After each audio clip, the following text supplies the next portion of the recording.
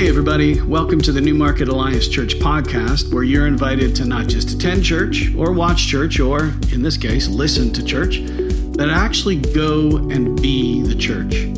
For everything you need to know about our community, be sure to go to newmarketalliance.ca and maybe even drop us a line to let us know you're listening. We read everything you send and we'll be sure to get back to you. Our worship service happens every Sunday at 10 a.m. in person or streaming online. We want you to know you absolutely matter to God, and you absolutely matter to us. Everyone is welcome and wanted. Now, let's join today's teaching. I suppose few religions have generated the kinds of discussion and debates and the controversy and the dialogue as Islam. And you could say even the conflict right now in Israel is inherently tied more than just land disputes, but religious differences. And regardless of the current news cycle, it is deeply relevant because the Islamic faith is the world's second largest religion, second only to Christianity. There are now almost 2 billion Muslims in the world, almost 2 million in Canada, 5% of our population. I wouldn't be surprised if everybody in this room personally knows a Muslim. They are well represented in the GTA. You are probably well past the stereotyping and caricaturizing that can happen. You may be surprised to know that the majority of Muslims are not from the Arab world, actually. In fact, the country with the largest population of Muslims is Indonesia.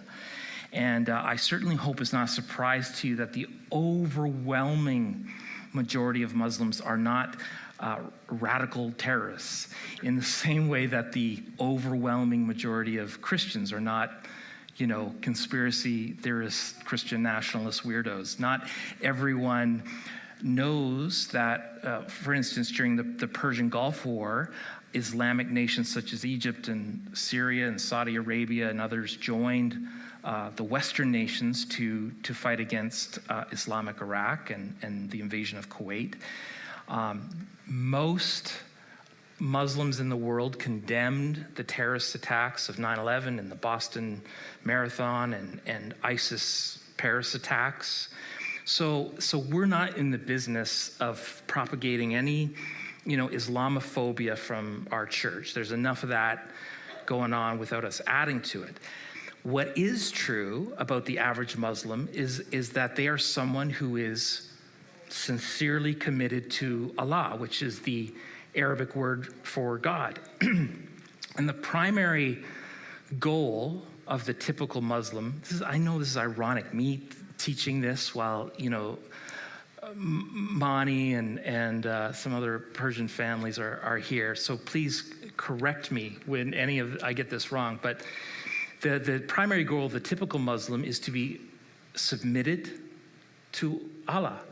In fact, that is what the word Islam means: obedience or surrender or submission to Allah. And the word Muslim simply means one who is surrendered or submissive. So Islam is the belief, Muslim is the believer. And here's the question: what is the difference between Islam and the Christian faith? Well, I don't want to lose you right off the bat, but just a little historical context. The Islamic faith began with the Prophet Muhammad in the city of Mecca in the year 610 AD, when Muhammad was 40 years old, and he is said to have received his first revelation or series of revelations from the angel Gabriel, and they were eventually compiled in their holy book called the Quran. And at first, Muhammad didn't even believe that they were really from God. He thought that he had been possessed by demons, but his wife encouraged him that his visions were of a divine origin and that he should teach what he had been shown, so he did. The heart of the message was that there was one and only one God instead of many gods. The early Muslims were persecuted for this belief. They eventually had to flee Mecca and went to the city of Medina. The Islamic calendar begins when Muhammad himself had to flee Mecca in the year 622. And when Muhammad and his followers established themselves in Medina, Muhammad was granted religious and political control. And then by the year 630, Muhammad and an army had grown to such power and influence that they were able to return to Mecca and take control without really even a struggle. And as he re-enters Mecca, Muhammad destroys all of the idols within 1 year. He was able to unify all of the tribes of the Arabian Peninsula under the religion of Islam. 2 years later, June 8th, 632, Muhammad died. And after the death of Muhammad, Muslims faced something of a division as to who would lead it. Essentially, the Islamic faith divided into two groups, the Sunnis and the Shiites. Is it up there? Oh, well then, yeah, good work, everybody. The Sunnis believed that Muhammad's successor should be elected, and the Shiites believed that Muhammad's successor should come through Muhammad's bloodline.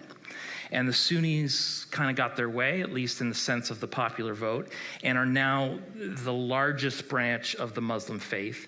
Of the 2 billion Muslims of the world, about 1.5 billion of them are Sunnis. But the Shiites probably get a little more press because while they only number about 250 million, they're very authority-oriented. You were Shiite in Iran, yes.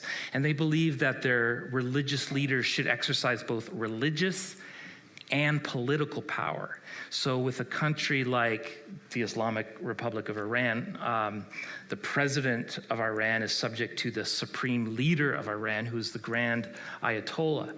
And many of the radical movements within Islam are made up of Shiite Muslims who wish to bring revolution to areas they feel are not in line with Muslim ideologies or governments. But even then, you can't even paint that with too broad a brush because the Taliban, for instance, better known as ISIS, are not Shiite Muslims, but radical Sunni Muslims. So Sunnis can be radicalized too, it seems. And then there's a mystical third wing of Islam called Sufism and several minor Muslim sects, such as the Druze Muslims in Lebanon and Syria and the Nation of Islam in America, think Malcolm X. But it's the Sunnis and the Shiites who dominate, and of those two, the world's Muslims are overwhelmingly Sunnis. So after the death of Muhammad, Islam spread throughout the world in rapid fashion, largely due to military expeditions or jihads. And within 12 years after Muhammad's death, this strategy resulted in the occupation of Egypt and Syria and Iraq. At the time, people were not forced to be Muslims, and the people who were conquered were for the most part treated well. But the fact that the country was controlled by Muslims and under Islamic law, the non-Muslims were clearly second-class citizens under that leadership, and it led to many feel pressured to accept the faith. So that's a quick view of its history. What about its beliefs? This is really important to understand that the Islamic faith is built around 5 beliefs and 5 practices. So let me just quickly walk you through the first, the 5 beliefs that are also known as the 5 doctrines. The first and the most essential doctrine of Islam is that God is one, and there's no other God but Allah. And nothing and no one else is to be associated with God. The second belief is that there is a hierarchy of angels with the angel Gabriel at the top. According to Islam, everyone who's ever lived has 2 angels assigned to them. One to record all the good deeds, and the other to record all the bad deeds. And there are also bad angels called jinn. It's where we get our word genie from. Third major belief is that that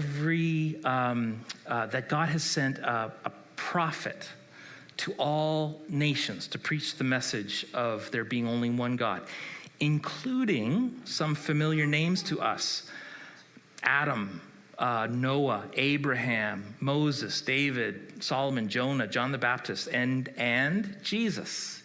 Yes, that Jesus. We'll circle back. Muhammad, however, is the last and the greatest of the prophets, and the only prophet who is for all time. The fourth major Islamic belief is that 4 of the highest ranking prophets were given books of divine revelation or scripture. Those 4 are Moses, who was given the first 5 books of the Bible, David, who was given the Psalms, Jesus, who was given the Gospel, and Muhammad, who was given the Quran. But only the Quran is considered to have been preserved in an uncorrupted state and has existed eternally in Arabic in heaven.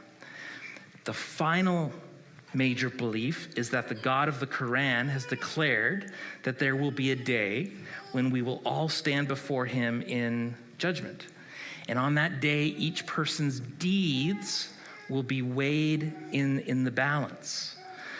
Those people who have their good deeds outweigh their bad deeds will be rewarded with paradise. And those who have more bad deeds than good deeds will be sent to hell.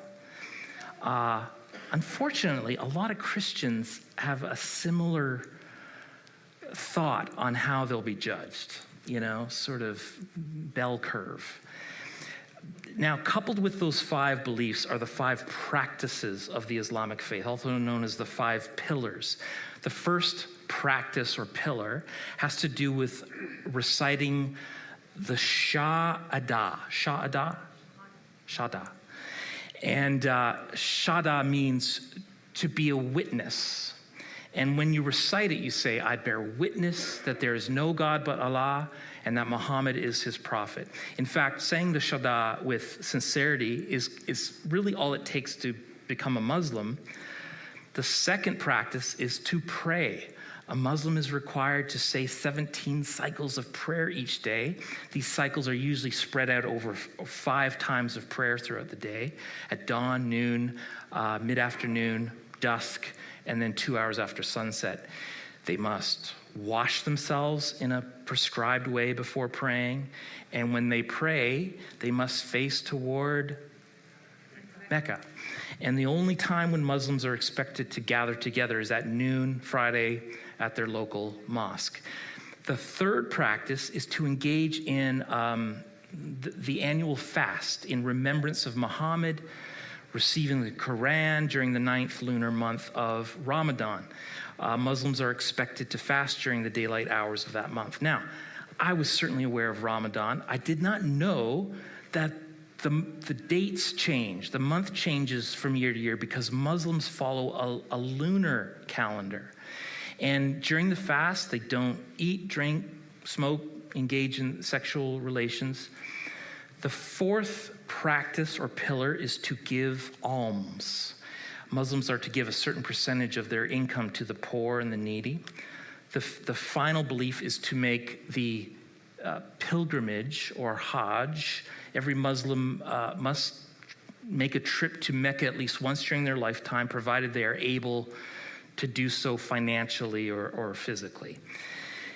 Once there, they visit, the sacred sites. They perform certain rituals, including mass animal sacrifice. More than 2 million people gather on an annual basis. It's the world's largest attended religious event.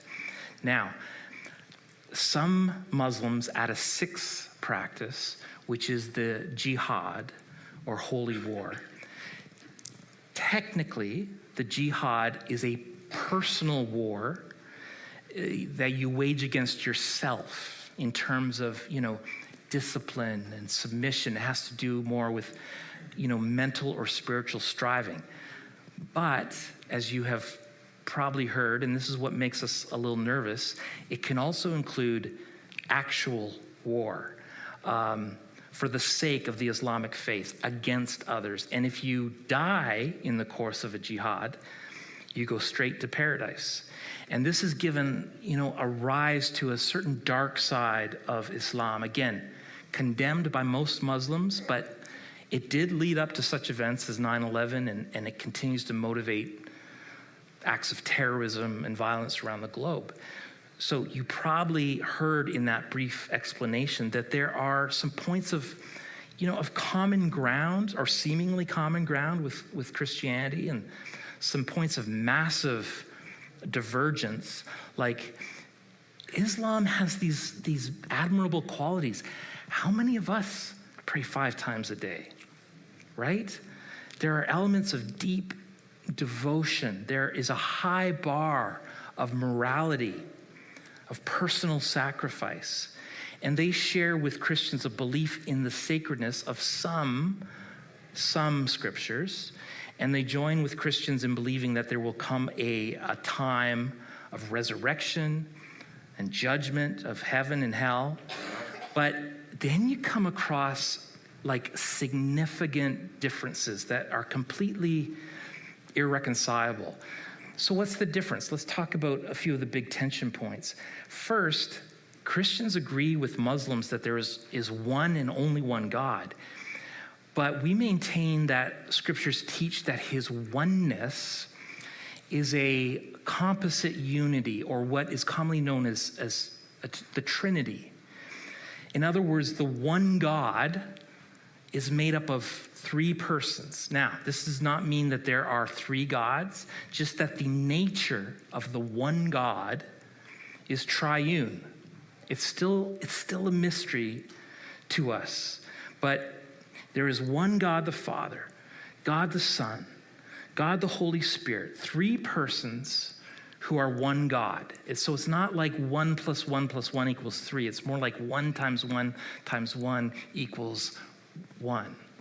And when the Bible records Jesus referring to God as his Father and himself as Son, he's not talking about sort of a physical connection. He's actually talking about identity and equality.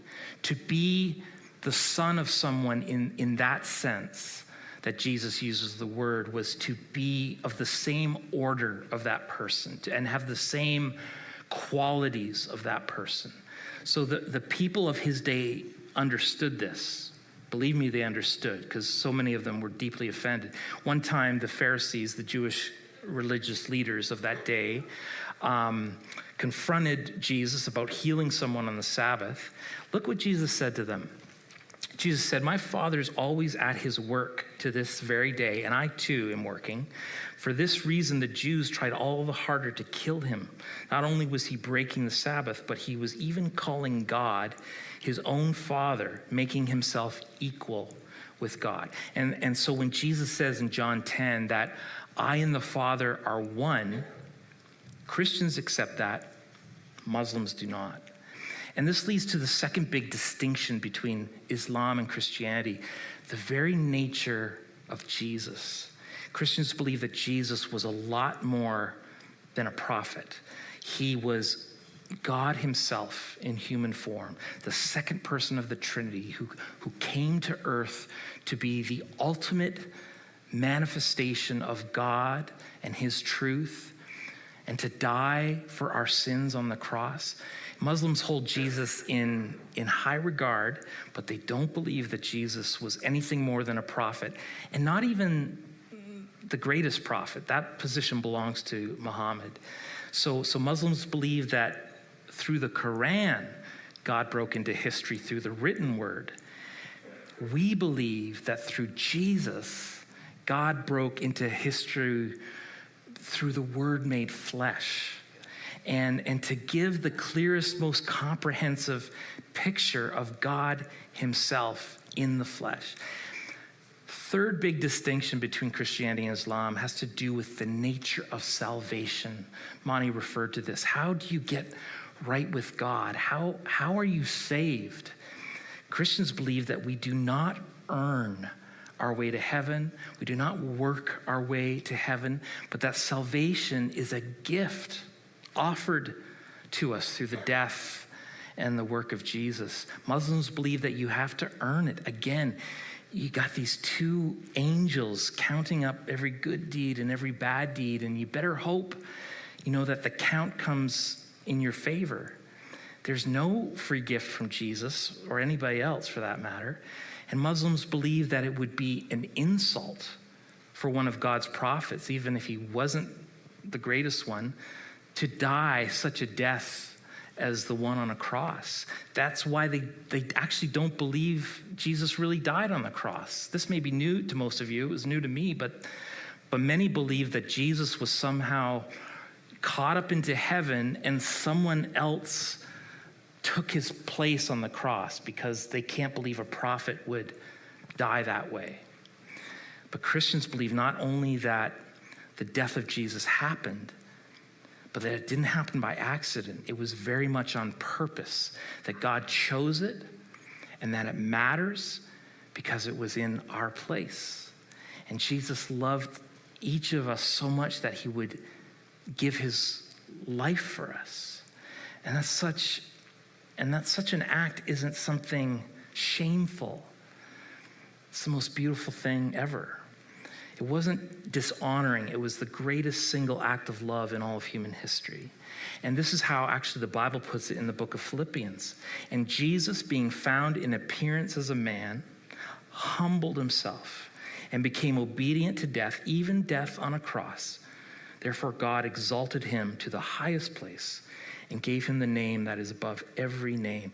We don't have to wonder if we've done enough good works to get in, because when it comes time to have our life weighed in the scales, it won't be our life that's ultimately examined, but the life of Jesus. His life will be substituted for ours.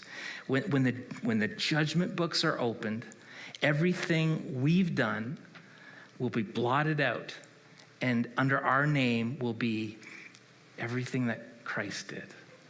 The heart of the Christian message is that we are not saved on the basis of what we do. We're saved on the basis of what was done for us. So, one more point of tension, and it's not in the same category of salvation, but it's no small thing either, and it has to do with violence. There's a myth, and it is a myth, that when it comes to violence and bloodshed, the Bible and the Quran are on equal footing. This deserves a whole sermon or sermon series. Many investigators of Christianity are like, well, heck, Christians themselves are either appalled or at least confused about the wars and the bloodshed and the violence in the Old Testament, and it needs more than just 2 minutes to unpack that. Maybe we could revisit this later about the bloody Bible later, but just to say the difference between Christianity and Islam when it comes to violence is profound. And in fact, let's just let the Quran speak for itself. Again, most Muslims condemn the violent acts of Islamic terrorists, but the Quran itself has some troubling passages. There's no other way to put this. When it comes to justifying violence in the name of their faith, it's not like terrorists are making it up. They're getting a context from the Quran. For example, in the 2nd chapter of the Quran, there's a passage that teaches that whenever believers meet unbelievers, Muslims are encouraged to smite their neck. And that not only appears in the 2nd chapter, but in the 9th, 47th chapter as well. Let me just quote it directly. When you encounter those who disbelieve, strike at their necks. Then, when you have routed them, bind them firmly.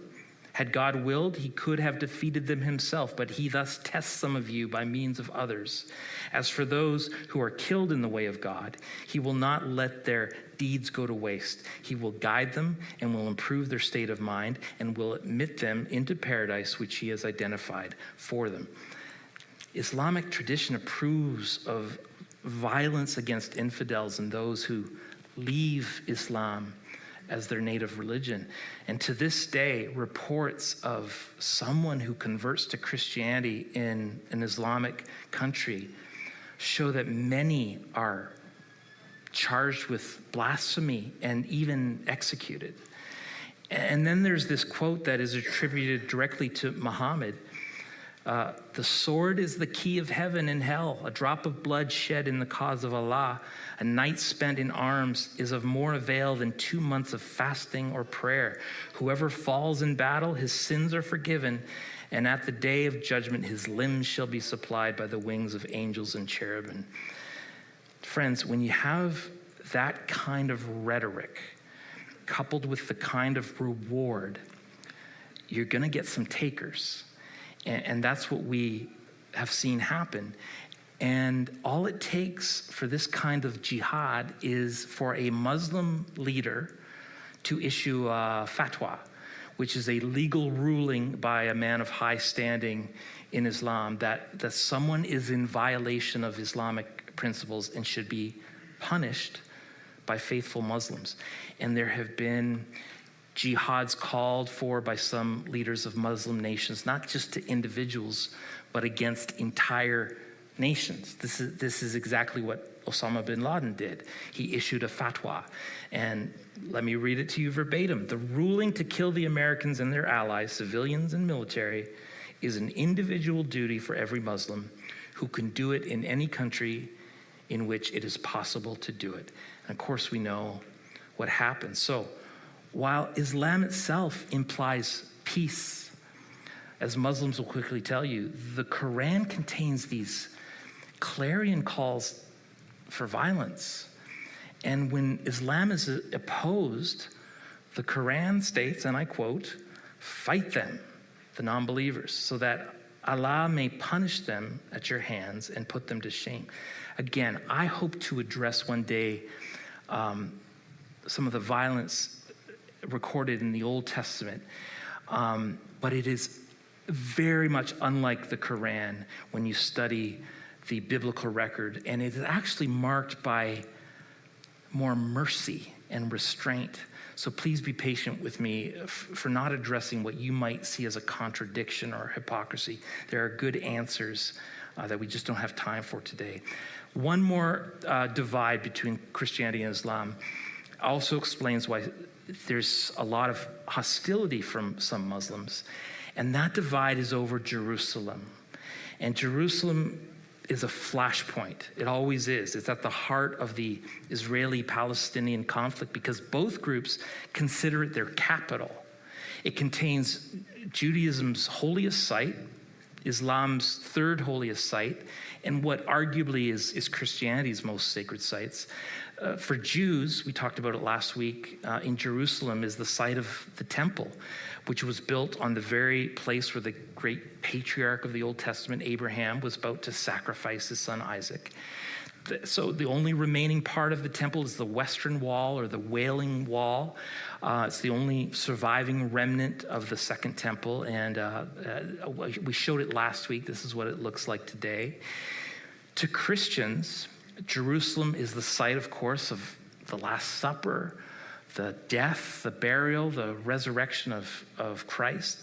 The Church of the Holy Sepulchre in Jerusalem is said to be built on the site where those events took place. This is what it looks like. I was there, as some of you were. Kind of disheartening how it's been, I don't know, turned into something kind of gaudy and religious. There's actually a little debate about where the actual tomb would have been. There's another potential place just down the road from there.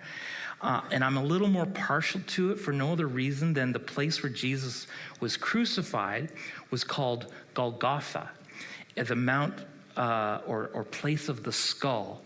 And so just look at this other location. I mean, what do you see? And right under there is a tomb. Regardless, Jerusalem is sacred to Muslims because Muhammad is said to have ascended to heaven from the stone that is now enclosed by the Dome of the Rock on Jerusalem's Temple Mount. This is what the Dome of the Rock looks like. That mosque is considered to be the third holiest mosque in the Muslim world after the ones in Mecca and Medina. So in some ways, you could argue this part of Old Jerusalem might ironically be one of the safest places that you can visit in the world, because you have the invested interest of 3 faith groups, Christians, Muslims, Jews, making sure that nothing happens to these holy places because of their holy sites. But this isn't about a place, and this is what may be helpful to understand in the wider cultural context. This is about a goal, and it's really at the heart of Islam. Muslims believe that humans are born good, but are corrupted by non-Islamic cultures. It's very different than the Christian faith that sees all humans being born into sin, and our problem isn't the culture, it's our heart. And for Muslims, the problem isn't sin as much as living in cultures and societies and under governments that don't follow Islamic law. So the way to battle that corruption is to put everything and everyone under Islamic law. And according to Islamic beliefs, the best hope of salvation for a Muslim is the elimination of non-Muslim influences, and to advance Islam in a kind of a socio-political way.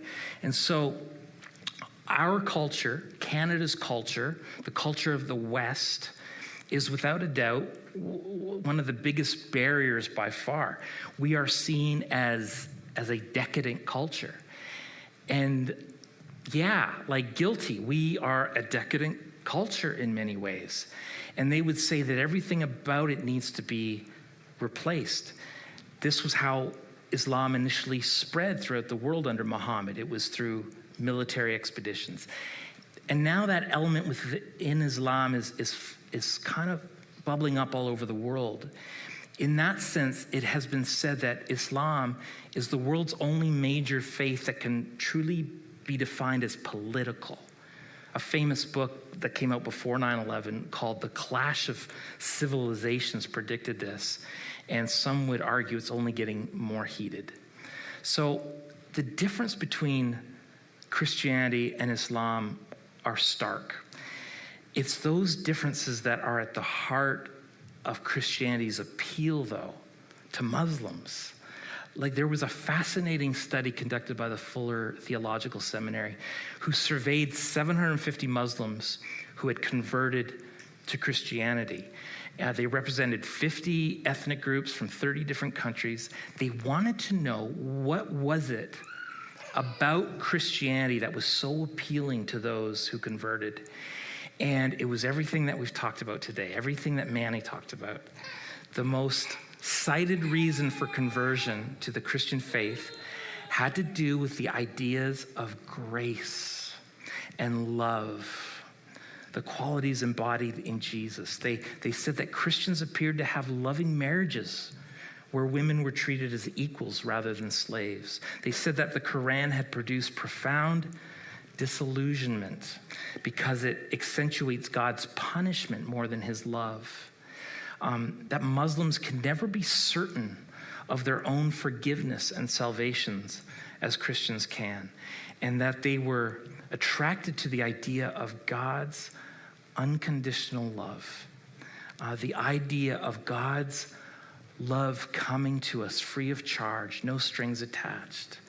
To many in the Muslim world, those ideas are like rain falling on a dry heart. And it makes sense because it's what makes these two faiths so radically different from each other.